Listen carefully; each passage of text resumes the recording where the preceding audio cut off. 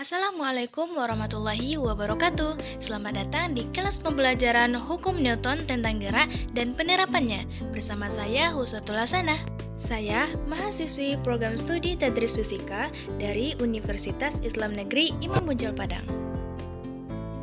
Kali ini kita akan mempelajari materi fisika dengan pokok bahasan yaitu Hukum Newton tentang gerak dan penerapannya. Hukum Newton ditemukan oleh ilmuwan berkebangsaan Inggris bernama Sir Isaac Newton. Dalam bukunya Philosophy Natural Principles Mathematical, Sir Isaac Newton mengemukakan 3 hukum dasar, yakni hukum 1 Newton, hukum 2 Newton, dan hukum 3 Newton. Mari kita bahas satu persatu. Yang pertama yaitu hukum 1 Newton. Bunyi hukum 1 Newton yaitu jika tidak ada resultan gaya yang bekerja pada suatu benda, maka benda yang bermula-mula diam akan terus diam.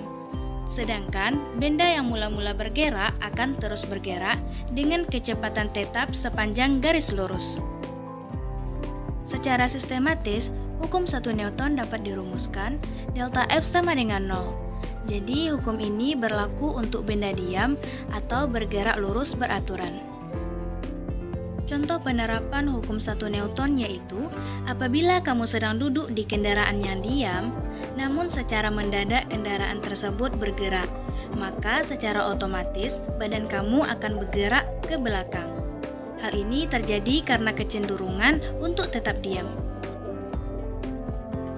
Selanjutnya, hukum 2 Newton berbunyi, percepatan suatu benda berbanding lurus dengan resultan gaya yang bekerja pada benda tersebut, dan berbanding terbalik dengan massa bendanya. Sehingga dapat dirumuskan A sama dengan delta F per M atau delta F sama dengan M kali A. Contoh penerapan hukum 2 Newton, misalnya kamu mempunyai mobil mainan, lalu kamu menarik mobil mainan tersebut, maka mobil tersebut akan bergerak. Semakin kuat kamu menariknya, maka semakin cepat mobil itu bergerak. Hal ini sesuai dengan bunyi, semakin besar gaya diberikan, maka semakin besar pula percepatannya. Selanjutnya, coba kamu tambahkan beban pada mobil mainan kamu. Lalu, apa yang terjadi? Pastinya kamu akan kesulitan menariknya. Hal ini sesuai dengan bunyi, semakin besar beban yang ditambahkan, maka semakin kecil percepatan yang dihasilkan. Dan yang terakhir, hukum ketiga Newton. Jika benda A memberikan gaya kepada benda B, maka benda B juga akan memberikan gaya kepada benda A yang besarnya sama, namun arahnya berlawanan. Sehingga secara sistematis dapat dituliskan sebagai F aksi sama dengan min F reaksi.